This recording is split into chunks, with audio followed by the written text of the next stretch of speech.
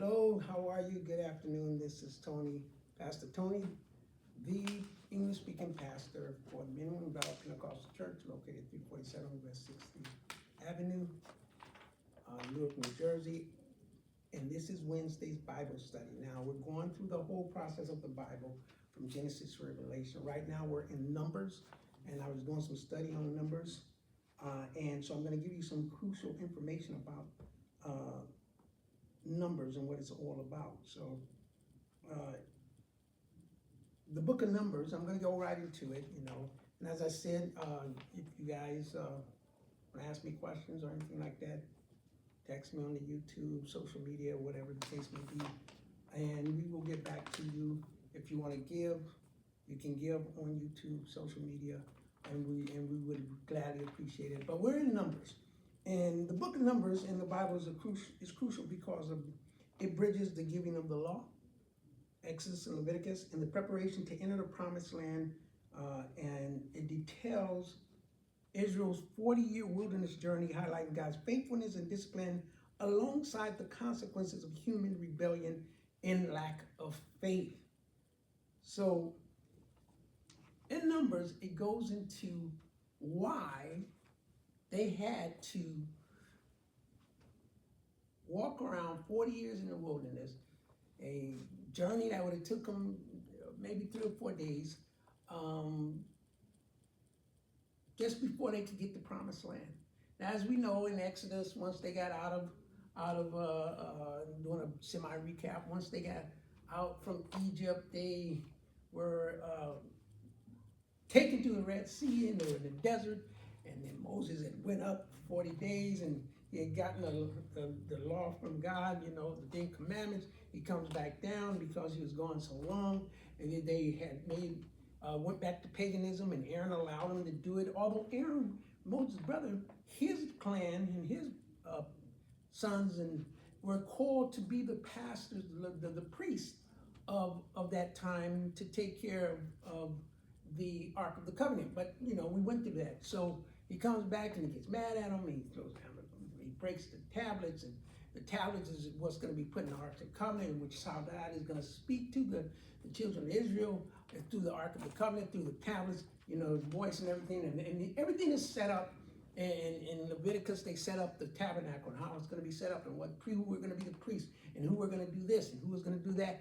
And because there was in Exodus, Moses had gotten so fed up, and he told Jesus, listen, just kill me and take me now. And he says, no, I'm not going to take you. You're the leader still. And he says, but I'm going to take them because they're stiff-necked people. And he actually is the moderator, just like Jesus is for us. And he goes, Jesus, God, you can't kill them, because then what's going to happen with the Egyptians? They're going to say, look, their God, he's so merciful. He brought them out to kill them all. We could have did that while they were here in bondage, in slavery. So he didn't, because Moses was the moderator for them, but he also didn't kill Moses. So Moses had to stay, and he lived a long time and be the conduit from, the people to God. Now, as we know, when Jesus came, all of that dissipated. It wasn't necessary. So there was a lot of physical things that they had to do in order to speak with God, and he gave them tasks. Every tribe he gave tasks of what they were going to do, right? And so it was given tasks because they had to be busy. These people had to be busy because they were stiff-necked. So they had to have tasks that God had literally gave them. Your tribe's going to do this. Your tribe's going to do this. Your tribe's going to do this. You're going to maintain this. You're going to take care of this. You're going to do this. You're going to do that. And and he kept them in line. But because they were stiff-necked people and they had lack of faith and they rebelled, they had to travel in the wilderness 40 years to get to the land, the promised land, which is the land of Canaan, money, milk, and honey. Now, Leviticus bridges that all together and explains the tale of 2 generations. It talks about the generation that was going to be walking in the wilderness, and the generation that rebelled and had lack of faith. And then after they died out, that generation died out. The new generation, which is part of the Joshua generation. And we always talk about the Joshua generation. And it goes into the Joshua generation, and they're the generation who's going to get into the promised land, right? And even then, some of those tribes are still skeptical. And it gets into that. So we're going to talk about that. It talks about, and let's go ahead and read some. And I'm going to skip through some stuff when they give all the genealogy, because it's not really necessary. The important stuff is when it talks about what happens after they have decided they were going to reach the promised land. So I'm going to go to Numbers 11 and start there. And because number 11, it talks about how they start to have lack of faith. Remember, because of that lack of faith in their rebellion, they had to travel through the wilderness for 40 years to kill out a generation of hard-necked, of what God calls stiff-necked people, of hardheads, so that the next generation would only know to believe in God and do what he needs to say. Now, see, God will kill that thing in you.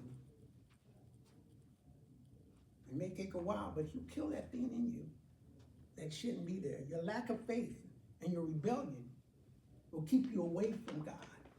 So you have to have faith in knowing that God will, that he is the I am that I am. And he will give you discernment to notice things. So you got to keep that faith, because if you lose the faith, you cannot continue with God. Oh, ye of little faith, you know. This is one of the reasons why he grafted in the Gentiles, the so-called Gentiles who didn't grow up in Judaism, which is religion. He grafted them in because the Gentiles had faith, more faith than some of the people who grew up in believing that there was one God. So he drafted them in because, remember, he came to the Jewish space first. Judaism, the people who believe in Judaism, because Jesus was raised in that realm of things. And they rejected him. Oh, no. We're just going to follow the law of Moses. And Jesus said, you can't follow the law. That has already been tested and tried. You can't follow the law. You need to connect with God so that you can follow the law. Because without connecting with God on a spiritual level, you cannot follow the law. And this was what Jesus was trying to explain to them. And they dubbed him a radical. And you know what happened. They killed him, which was his purpose, and he knew it was his purpose. But his purpose was also so to come to show to you that as a man, you can be connected to Jesus, to God, rather, because he's our moderator. But be connected to God. So Leviticus goes to why they had to travel through 40 years and in the wilderness because of lack of faith and rebellion. So I'm going to start at Numbers 11. Okay? And it talks about, now the people became as men, having something evil to complain about in the ears of Jehovah. And when Jehovah got to hear it, then his anger grew hot, and a fire of Jehovah began to blaze against them and to consume some in the extremity of the camp. Now they started to complain about God again. This time God gets mad and burns some of them up. All right? When the people began to cry out to Moses, then he made supplication to Jehovah, and the fire sank down. So they complained about God. This is Numbers 11, and I'm reading from the New World Translation.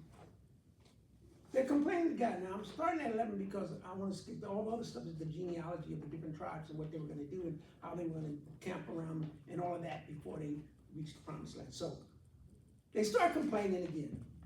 God sends down the fire and burns some of them up. Moses, the moderator, again goes to God and says, oh, please, Jehovah, please. And he stops the fire. And the name of the place got to be called Taberah, because a fire of Jehovah had blazed against them. And the mixed crowd that was in the midst of them expressed selfish longing, and the sons of Israel too began to weep again and say, who will give us meat to eat? Now, you would think, because when they were in the wilderness, right, after they came out, after Moses came down from the mountain, you would think that the miracle that they had with the manna and the geese in the afternoon, because first he was just feeding them manna, and then the water, he's kicking rocks and fresh water's coming out, and it even explains that the water was so good, it was tasteful. So it wasn't just regular water, it was tasteful water. So you would think that after all of that, they would know that God is going to feed them. Yeah, and it's just like we are now. We get in a little tent, and we forget that God is going to take care of us. He's going to take us through it. We have to stay faithful and stay focused on the kingdom of God. So they were complaining, okay? The mixed crowd that was in the midst of them expressed selfish longing, and the sons of Israel too began to weep again and say, "Who will give us meat to eat?" Wow. How we remember the fish that we used to eat in Egypt for nothing. Oh my God. Now they're complaining that they used to eat delicious fish in Egypt. And this is what happens to us. We start to be blessed. God takes us through something, and we start to go backwards. Well, you know, I was better off when I was doing this or doing that. That's the devil playing tricks on you, thinking you were better off when you were sinning. That's the devil playing tricks on you. That's what that is. And that's the devil playing tricks on you. And that's what we do. God feeds us, take care of us. You know, maybe we're not driving that Bentley and we don't have a big house, but we have a nice house. We have a nice car. It doesn't break down on us. We have a nice job, nice education. Everything is nice, and sometimes it's just not enough. I want more. I want more. I want more than this, and I want more than this. But more isn't always better. You got to thank God for what you have in order to be blessed with more. And sometimes we thank God for what we have, and then we're blessed with more. Then we get carried away. And that's human nature. Now they're out in the wilderness, and God has already done this for them before. Fed them. Their clothes, bear in mind, their clothes never got raggedy, never tore up. Their shoes never went apart. They didn't even think of that miracle. 40 years, washing the same clothes, washing their feet, washing their shoes, and they never tattered or torn or went dirty. They got dirty because they cleaned them, but they never tattered or torn. That's a miracle in itself. Whenever they needed water, Moses would just hit a rock, fresh water come out. When they needed bread, manna from heaven came. When they complained about they wanted meat, quail would show up every night under a certain tree at a certain time of the day. So they'd have meat and bread, water. And I'm quite sure if they wanted fruit, they would have had fruit too. And God would have gave them and fed them with it. So now they're complaining again about food, out of all the things. Food, right? We used to eat in Egypt for nothing. The cucumbers and the watermelons and the leeks and the onions and the garlic. But now our soul is dried away. Our eyes are on nothing at all except the manna. They're complaining about the manna. Oh my God. Woo, this sounds like real folks right here. That's why the Bible says there's nothing new under the sun. Now they're complaining about the manna because they want cucumbers and watermelons and onions and garlic. And all they really had to do is ask. Ask and it shall be given. And we get into tips like this. All we need to do is ask, Lord, can you bless me with this? And if it's with the right kind of heart and with the right kind of sincerity, God's going to bless you with it. So they're complaining, we used to have water and melons and garlic and cucumbers, and now all we got is this manna. The manna that has been sustaining their bodies and their human form. You know, it wasn't just regular bread. They said it was sweet and delicious. They get tired of the manna. Ain't that like some of us? God has blessed us and we get tired of what we got. We want something more. We want more than this. We want a better life. And your life is already good. You got a life people died for. Other people wish they had. And you want something more. What in the Sam Hill? But this is human nature. This is human nature. We used to eat in Egypt for nothing the cucumbers and the watermelons and the leeks and the onions and the garlic. But now our soul is dried away. Our eyes are on nothing all except the manna. Incidentally, the manna was like coriander seed, and its look was like the look of bdellium gum. The people spread out and picked it up and ground it into hand mills or pounded it into a mortar, and they boiled it in cooking pots or made it into round cakes and its taste proved to be the taste of an oiled sweet cake. And when the dew descended upon the camp by night, the manna would be descend upon it. And Moses got to hear the people weeping in their families, each man at the entrance of his tent. And Jehovah's anger began growing very hot. And in the eyes of Moses, it was bad. Then Moses said to Jehovah, why have you caused evil to your servant? And why have I not found favor in your eyes in placing the load of all these people upon me? Now Moses is starting to complain. You know what? God, why have you done this to me? You know, the load of the complaining, why have you done this to me? You know, have you forgotten me, your servant? I brought him out of Egypt, and this is what I get these people. Now, bear in mind, Moses is the first mediator. Jesus is the ultimate mediator. And Moses is going, this is too much for me. Jesus also did that on the mountain before he was taken to Calvary. He also prayed, take the cup from me. Moses is saying in a different way, but what have I done? Well, why have you what did I do wrong, God? I'm your servant. I've done everything you do. And these people, oh my God. He has already once defended them so God wouldn't kill them. He does it again because God's getting ready to burn them up. And he says, you know, and he goes to him and says, God, don't burn them up. And then God does it. And then he says, you know, they start complaining about the manna. He goes, God, what is this? All right? So let me continue to read.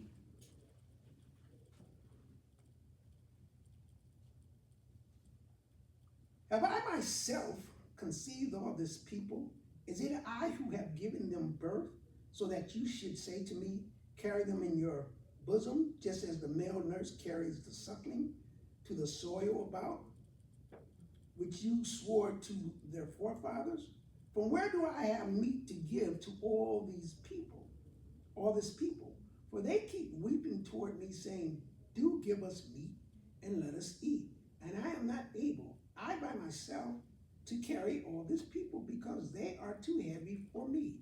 So if this is the way you are doing to me, please kill me off altogether if I have found favor in your eyes, and let me not look upon my calamity. Now, Moses says again, kill me. These people are too much for me to bear. Please kill me off altogether. If I have found favor in your eyes, let me not look upon my calamity. Because they are becoming a burden. And people become burdens. They do. They become burdens to you. In Moses' case, he's like, just take me now, Lord. Take me now. I can't do this no more. And of course, Moses is getting older. Now, bear in mind that God called Moses to deliver them from Egypt. He was 80 years old. He was already old in our lifetime. 80 years old is already old. So he was 80 years old already. So he's getting older. He's getting older. And he feels like, okay, I've done everything you told me to do, Lord. I've delivered them. But these people are too much. Now, if God is saying this stiff-necked me, Moses saying this too much, just take me now. Take me out of my calamity. I can't handle this no more. Now, let's see what happens. Remember, Jesus did the same thing. Let's see what happens. In turn, Jehovah said to Moses, gather for me 70 men of the older men of Israel, whom you do know that they are older men of the people and officers of theirs. And you must take them to the tent of meeting, and they must station themselves there with you. And I shall have to come down and speak with you there. And I shall have to take away some of the spirit that is upon you and place it upon them, and they will have to help you in carrying the load of the people, that you may not carry it just you alone. Wow. Just you alone. So see, God had given the spirit to Moses, a blessing spirit.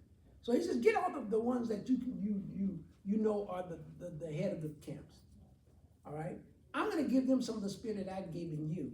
so that you don't have to carry this calamity and this heartache and this pain and the heaviness of your people alone. So of course he gathered one for probably from every tribe, elders. He said elders. He didn't want no youngins. He wanted some elders. And he was going to give them the same spirit he gave Moses so that they can handle their tribe. Because it was becoming too much for Moses, right? So God was going to bless him that way.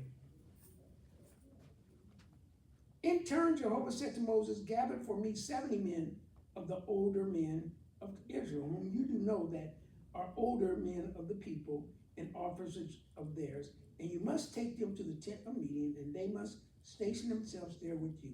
And I shall have to come down and speak with you there, and I shall have to take away some of the spirit that is upon you and place it upon them, and they will have to help you in carrying the load of the people, that you may not carry just you alone. And to the people you should say, sanctify yourselves for tomorrow, as you will certainly eat meat, because you have wept in the ears of Jehovah, saying, who will give us meat to eat? For it was well with us in Egypt. And Jehovah will certainly give you meat, and you will indeed eat. You will eat not 1 day, nor 2 days, nor 5 days, nor 10 days, nor 20 days, but up to a month of days, until it comes out of your nostrils, and it has become a loathing to you. Just because you rejected Jehovah, who is in your midst, and you went weeping before him, saying, why is it that we have come out of Egypt?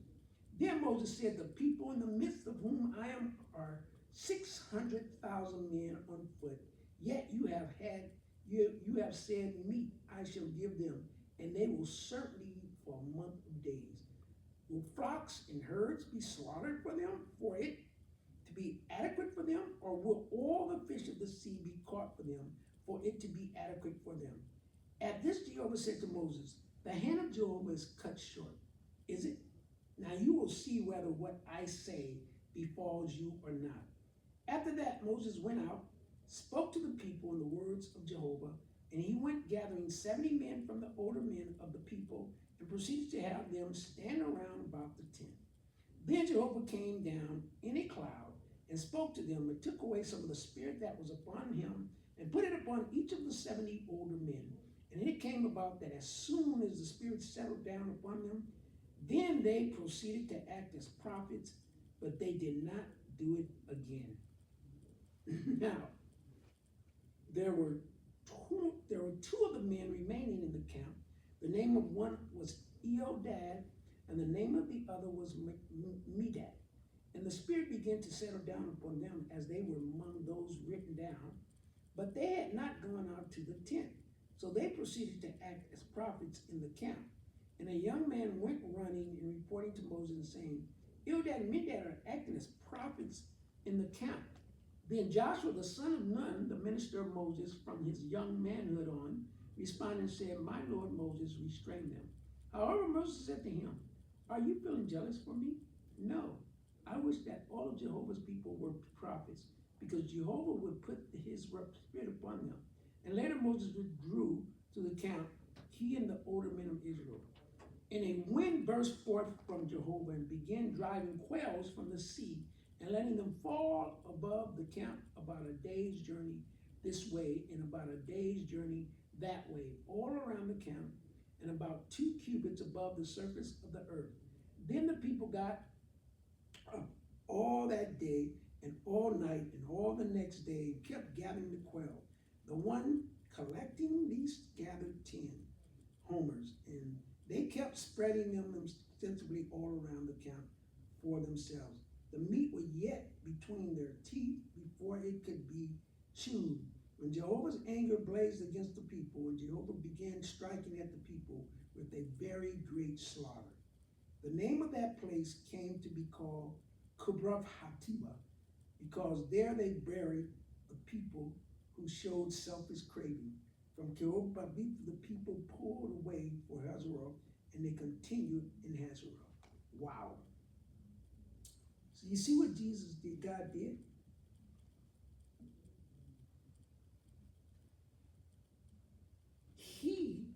This is amazing if you think about it. They complained about wanting meat. Moses said, he didn't complain. He just said, Lord, this is too much for me to handle. Take me now.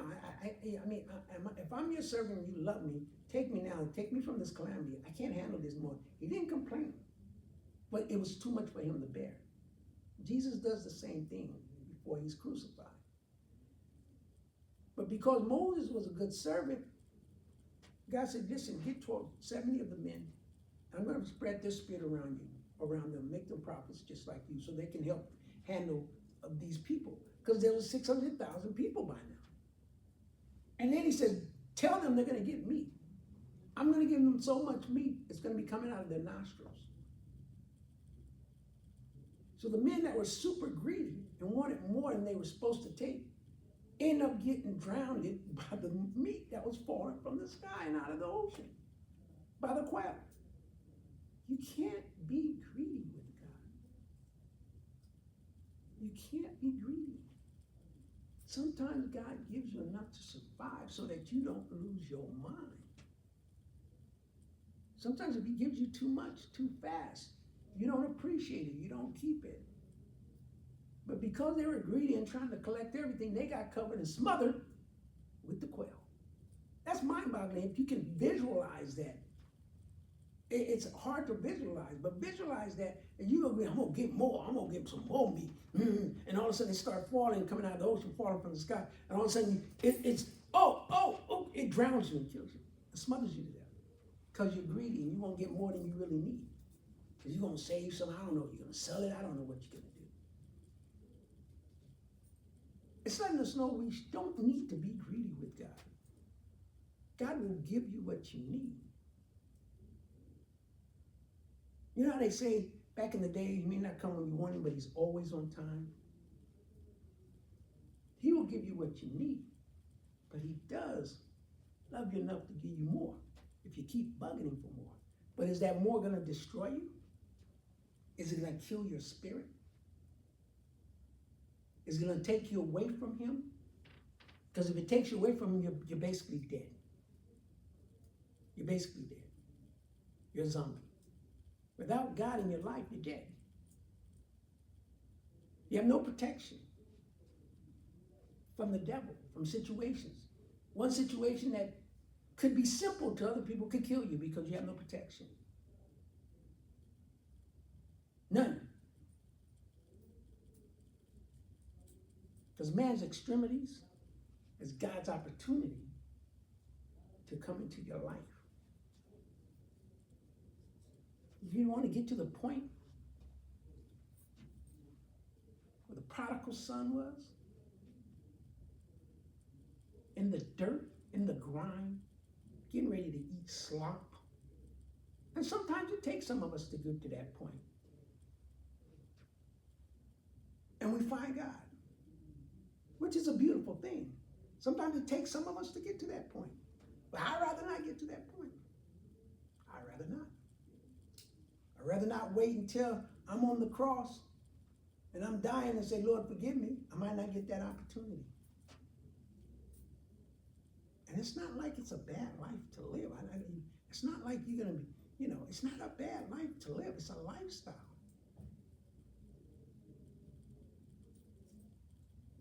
It's a lifestyle. It's a happy lifestyle. Have you ever met people, anybody who has less than you, but they're happier than you? Because material things don't really mean that much to them.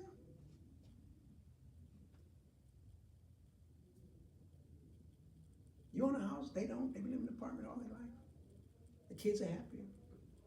You own a nice car, their car's always breaking down, but they don't care. Everybody, they have no money to get a new one, but they fix up the one they got. And they keep driving it. And they tell you, I'm going to drive until the wheels fall off. And somehow that car always seems to work. Yours break down, you got to take it to where you bought it from.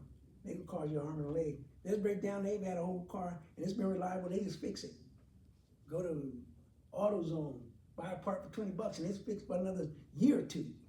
And you got to take yours in to the shop, and they tell you, this electronic part and computerized part is going to cost you $1,000. Oh, and they're on the labor,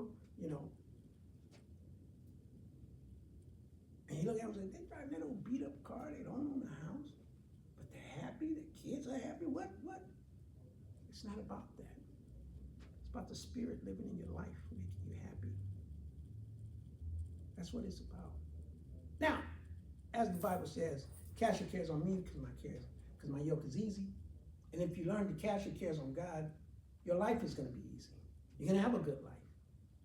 And God don't have stuff, and He gives you the best of the best. But your life is going to be good.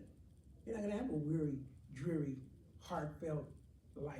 Situations you'll be able to just go through and come out better than you were while you were in it or going through it. Because that's how God works. All right, let's continue. All right.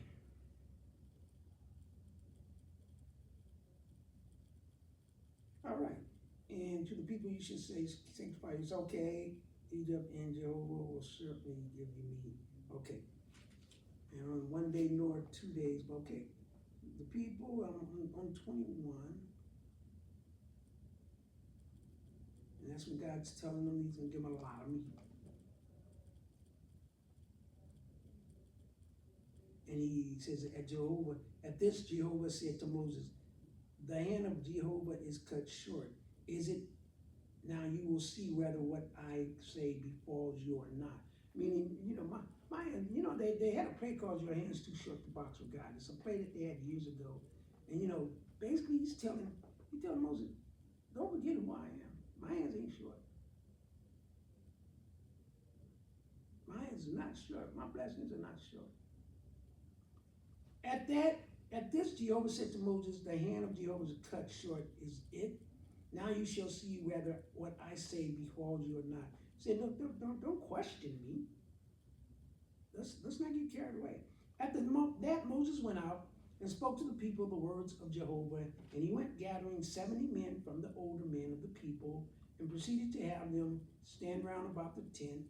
Then Jehovah came down in a cloud and spoke to him, and took away some of his spirit that was upon him, and put it upon each of the 70 older men. And it came about that as soon as the Spirit settled down upon them, that they proceeded to act as prophets, but they did not do it again. Now then they talk about the two that weren't in the camp that were supposed to be there, one there, but I guess maybe they were coming or they were slighted because apparently Moses had selected them. And even though they weren't there, God gave them the Spirit.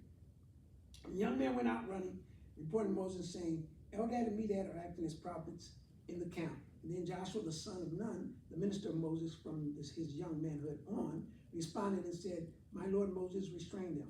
However, Moses said to them, are you feeling jealous for me? No, I wish that all of Jehovah's people were prophets, because Jehovah would put his spirit upon them. Later Moses withdrew to the camp, and he and the older men of Israel. And a word burst forth from Jehovah and began driving quail from the sea and letting them fall above the camp, about a day's journey this way and about a day's journey that way, all around the camp, about 2 cubits above the surface of the earth. Then the people got up all that day and all night and all the next day and kept gathering the quail. The one collecting least gathered 10 hovers, and they kept spreading them stintily all around the camp for themselves. The meat was yet between their teeth before it could be chewed, when Jehovah's anger blazed against the people, and Jehovah began striking at the people with a very great slaughter. The name of the place, okay, so he killed some. I already went through that. Now Miriam and Aaron began to speak against Moses on account of the Cushite wife whom he had taken, because it was a Cushite wife he had taken. And they kept saying, is it just by Moses alone that Jehovah has spoken? Is it not by us also that he has spoken? And Jehovah was listening. Man, these people were jealous and all kinds of stuff. Jealousy is a nasty sin, And they kept saying, is it just by Moses alone that Jehovah has spoken? Isn't it not by us also that he has spoken? And Jehovah was listening. You can't hide from God. God hears what's in your heart, what's in your mind, what's in your soul. You can't hide from God. And the man Moses was by far the meekest of all the men who were upon the surface of the ground. So Moses was meek. He was kind-hearted. He was kind-hearted. He was meek. He didn't like to argue. He was a God-fighter's battle. Then Jehovah suddenly said to Moses and Aaron and Miriam, go out, the three of you, to the tent of meeting. So the three of them went out. After that, Jehovah came down in the pillar of cloud and stood at the entrance of the tent and called Aaron and Miriam. At this, both of them went out. And he went on to say, hear my words, please. If there came to be a prophet of yours for Jehovah, it would be in a vision. I would make myself known to him in a dream. I would speak to him. Not so my servant Moses. He is being entrusted with all my house. Mouth to mouth I speak to him, thus showing him, and not by riddles. And the appearance of Jehovah is what he beholds. Why? Then did you not fear to speak against my servant, against Moses? Ooh-wee.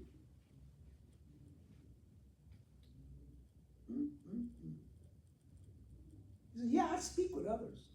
So he called Miriam and Aaron, who is it, Miriam? He called Miriam and Aaron out. So let me talk to you. Now he's in a cloud. Now Moses is the only one he's ever spoken to directly. Everybody else is in a cloud, in a ball of fire. He's not speaking directly to him. They couldn't handle it. But Moses was blessed enough to speak directly with him. Everybody else, he gives them dreams. But Moses, he speaks directly too. And he goes, Moses is my servant. Because remember, he picked Moses specifically. And sometimes, there's a passage in the Bible that says, touch not my anointed and do my prophet no harm. So when you are selected by God and you're doing wrong to his prophet or his anointed, he's going to get you. He's telling him, how dare you talk against my servant? You know who Moses is? Let me tell you how special Moses is. With you guys, I speak in clouds and pillar, and I give you dreams to speak with you. I speak directly to Moses. That's how special he is. That's my anointed one. That's my prophet. And you dare speak against him? That's like speaking against me. And watch what he does. And that's why you can hold your peace. That's why Moses was always meek. He didn't have to fight in battle because God was going to do it for him. And Jehovah's anger got to be hot against them, and he went his way, and the cloud turned away from over the tent. And look, Miriam was struck with leprosy as white as snow. Then Aaron turned toward Miriam, and look, he was struck with leprosy. Immediately Aaron said to Moses, excuse me, my Lord, do not please attribute to us the sin in which we have acted foolishly, in which we have committed. Please do not let her continue like someone dead, whose flesh at the time of his coming out of his mother's womb is half eaten off. Wow. I mean, he really struck him hard. And Moses began to cry out to Jehovah, saying, oh God, please, heal her, please. Then Jehovah said to Moses, were her father to spit directly in her face, would she not be humiliated 7 days? Let her be quarantined 7 days outside the camp, and afterwards let her be received in. Accordingly, Miriam was quarantined outside the camp 7 days, and the people did not pull away until Miriam was received in. And afterwards, the people pulled away from Hesperoth and took up camping in the wilderness of Paran. So he struck them with leprosy as a punishment. Touch not my anointed, do my prophet no harm. So those who are deeply into Christ, who knows that we are his prophets and we are his anointed. So when you believe in Christ and your faith is there and you don't rebel, and you do like David, if you make mistakes, you ask for forgiveness with a repentant heart. That's why David was a man after God's own heart. He's going to take care of your battles. So if anything's happening to you, situations, heartaches and pains, things that God is giving you the discernment, you just pray and say, Lord, take care of it. Now, it's hard to do that. I know it is. It's hard to do that. You want to take it on your own and take care of it. How dare you? I oughta, but he will take care of you. We have to be meek and humble, like Moses was. Moses was meek, humble. He didn't like to argue. Worried about his people. Worried about his family, his people. The people he had helped bring out of Egypt. But God had given him that spirit of love where he cared about these people. And he would rather have died than to handle the calamities. And when it became too much, he says, Lord, this is becoming too much for me. And God said, okay, just bring 70 other people, and I'm going to take some of your spirit and put it on them, and they'll be prophets, and they'll be able to handle some of your burden. So give us a good thing to have prayer partners. Prayer partners help.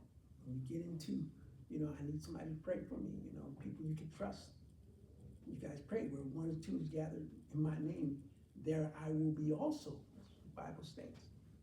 So it's always good to have prayer partners. So let's continue. So they didn't know that God listened. I don't know how they didn't know God didn't listen, didn't hear them talking about Moses. Job now spoke to Moses, saying, send out for yourself men that they may spy out the land of Canaan, which I am giving to the sons of Israel. You will send out one man for each tribe of his fathers, each one a chieftain among them. So Moses sent them out from the wilderness of Paran at the order of Jehovah. All the men were heads of the sons of Israel, and these are their names: of the tribe of Reuben, Shammua, the son of Zakur; of the tribe of Simeon, Shaphat, the son of Hori; of the tribe of Judah, Caleb, the son of Jephunneh; of the tribe of Israel, Issachar, Igal, the son of Joseph; of the tribe of Ephraim, Hosea, the son of Nun; of the tribe of Benjamin, Pauti, the son of Raphu; of the tribe of Jubilam, Kadiel, the son of Sodi; of the tribe of Joseph, for the tribe of Manasseh; of the tribe of Joseph, for the tribe of Manasseh, Gadi, the son of Sharai, Susi; of the tribe of Dan, Amariel, the son of Germali; of the tribe of Asher, Shethar, the son of Michael; of the tribe of Naphtali, Nabi, the son of Zosi; and of the tribe of Gad, Geuel, the son of Machi. These are the names of the men whom Moses sent to spy out the land. And Moses continued to call Hoshea, the son of Nun, Jehoshua. And Moses was sending them to spy out the land of Canaan. He proceeded to say to them, go up here into the Negev, and you must go up into the mountains region. And you must see what the land is and the people who are dwelling on it, whether they are strong or weak, whether they are few or many, and what the land is in which they are dwelling, whether it's good or bad, what the cities are in which they are dwelling, whether it is encampments or in fortifications, which is fortresses, and what the land is, whether it is fat or lean, whether there are trees in it or not, and you must show yourselves courageous and take some of the fruitage of the land. Now the days were the days of the first ripe fruits of the grapes. So they went up, spied out the land from the wilderness of Zin to Rehob, to the entering in of Hamath rather. When they went up into the Negev, they then came to Hebron. Now Akanam, Shisha, and Tomei, those born of Anak, were there. Incidentally, Hebron had been built 7 years before Zoan of Egypt. When they came to the torrent valley of Eshcol, they then proceeded to cut down from there a shoot with one cluster of grapes, and they went carrying it with the bar of 2 of the men. Also some of the pomegranates and some of the figs.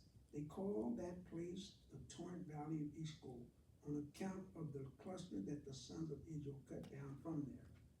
Finally, at the end of 40 days, they returned from spying out the land. So they walked and came to Moses and Aaron and all the assembly of the sons of Israel in the wilderness of Paran at Kadesh. And they came bringing back word to them in all the assembly and showing them the fruitage of the land. And they went on to report to him and saying, we entered into the land which you sent to us out, and it is indeed flowing with milk and honey. This is its fruitage. Nevertheless, the facts are that the people who dwell in the land are strong, and the fortified cities are very great, And 2, those born of Anak we saw there. And the Amalekites are dwelling in the land of the Negeb, and the Hittites and the Jebusites and the Amorites are dwelling in the mountainous region, and the Canaanites are dwelling by the sea and by the side of the Jordan. Then Caleb tried to steal the people toward Moses, and went on to say, "Let us go up directly, and we are bound to take possession of it, because we can surely prevail over it." But the men who went up with him said, "We are not able to go up against the people, because they are stronger than we are."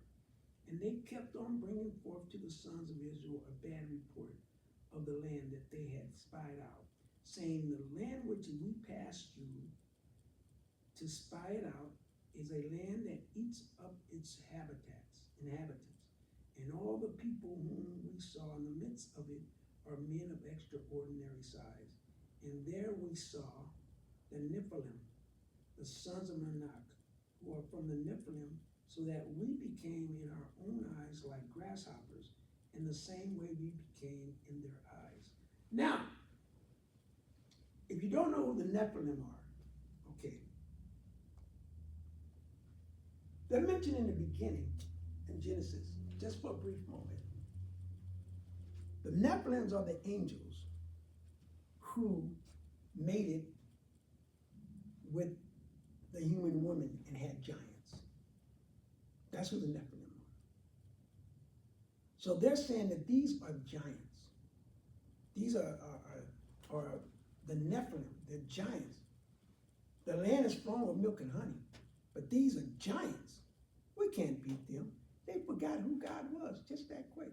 They kept bringing back Moses a bad report, which is not good. See, you have to believe and have faith that when God tells you to do something, even though it may sound strange or it may seem like there's no way I'm going to be successful in this, if God tells you to do it anyway. Do it anyway. Because he's going to deliver you. He's not going to put you in harm's way. If he tells you to do it, he's got a way to make it happen for you. Bottom line. We don't want to be like the one who ended up in the belly of the well. He tells him to go someplace. "I know, Lord, I'm going the opposite direction." You see what happened to him. So they kept bringing him bad reports. These are Nephilims. These are, giants. They're stronger than us. How in the world? And we are like this. We are like this. People, as people, in our human form, in our human flesh, the battle between the flesh and the spirit, we're like that. We're like, "Well, I don't know. God says go and do that. I ain't got no money in the bank." And he wants me to just go and say, "I want this car," or "I want this house." How is this going to happen for me? The man who created everything. God created everything. Everything here is created by God in some way or form or fashion. Everything is a part of a molecular structure that is controlled by the universe. That God has given wisdom to somebody to put together and create a chair or create the cell phone. All molecular, all molecular structures of the earth that God has created. So he tells you to go do this, and you're thinking, what, Jesus, what the? I don't know none of those people. Why are you asking me to do this? I don't know none of these people. There's always a purpose and a reason. You may not know what the purpose and the reason is. You may not understand what it is until you're already in it and coming out of it. It may be a seasonal thing that God is putting you through to help somebody so that they can see the light. But that's what God does. If he tells you to do something, do it. I constantly have to remind myself to follow my first mind. Because when you're in God, that first mind is telling you what God is telling you to do. That first mind, it gives you revelations. That discernment that he gives you. You have to follow that. Even if it's disturbing sometimes. Are you thinking that can't be? It can't be. But it is. is when you stay consecrated, prayed up, and fast. I fast 3 times a week, sometimes 4 days a week, sometimes 3, sometimes 4 days. Now, I fast at a time that's basically easy for me, but I've gotten into the habit of doing it. So it's natural now. And so once you get in the habit of doing something for God, it becomes a habit so it doesn't become difficult for you. You get used to it. Now, if I fast 5 days, that may be a little difficult for me. But if I'm in special need of something, I may fast 5 days or 5 days. You know. But once you start, you get in the habit, you know. And I like to fast because the days that I fast is, you know, I'm always fasting on Wednesdays because I'm writing and asking God, give me revelation, and I'm looking up stuff for Bible study. And of course, I'm fasting on Thursday because Sunday is coming, and I ask God to give me revelation for Sunday. Sometimes I'll fast on Friday, but it's usually Tuesday, Wednesday, Thursday. Mondays I'm coming off the weekends. Fridays I'm going into the weekends, but it's Tuesday, Wednesday, Thursday. Now, if I need something extra special, I'll do Friday too. You know, and it helps. It helps all the time. You know, but God is good. So they are in the land of Canaan, the promised land that God is from, and they're bringing them back reports. So we're going to stop there, okay? But next week we'll start I think we're on Numbers 14. So I'm going to write this down. We're going to start at Numbers 14. Numbers 14. Start next week, okay? And I will give you some more deep, integrated information about why Numbers is a good book. Not only because, you know, it bridges the giving of the law, but there's other reasons too, and I'll give you some of that information next week, because I've researched it and I've even researched the years in which it was happening. So there's historical facts that's combined. But listen, we're going to continue next week with Numbers starting at 12, and this is where they start to look at the land that is promised to them, and he sends them out. And as you see, they came back with all the fruit, it's flowing with milk and honey. Then they come back and keeps giving them bad reports. And then the last report I read about, they said the Nephilim, the giants, can't beat them, they're stronger than us. Stronger than us? You got the Ark of Covenant that God speaks through, and you think they're stronger than us? But we get like that. The devil can fool us in thinking, oh, I can't do that. God keeps telling me to do that, but I don't understand it. I don't have the means. I don't have the intelligence. I don't understand why I got to do this. Why is God asking me to do this? We can get like that. Instead of just saying, okay, I'm going to do it. And then we know the story. Joshua comes back and says, we can take them. One good report, we can take them. Because Joshua knew. Remember, the Joshua generation is the generation that encompasses who gets into the promised land. They call it the Joshua generation, because all the rest of them died out. But Joshua, he's the only one. And we're not going to get into it now. We'll get into it next week. Listen, God bless. I am Pastor Tony, the English-speaking pastor for Minimum Valley Pentecostal Church, located at 347 6th Avenue, Newark, New Jersey. And this is Bible study. And God, I hope this Bible study blesses you, because as we dig deep, I want you to be able to defend your belief. And as I say, my mantra is, I dare you to try God. I dare you to try Him for a minute, an hour, a day, a week, a month. He will change your life. I'm talking about truly trying. If you tried everything else, try Jesus. Have you tried Jesus? That's one of those songs that I love. But bless you for the rest of the week. I'll see you next Wednesday, and I'll see you Sunday. I got a wonderful word I've been working on, God has given me. It's called the intentionality of Jesus. The intentionality of Jesus. Just a prelude. God bless you. I'll see you next Wednesday.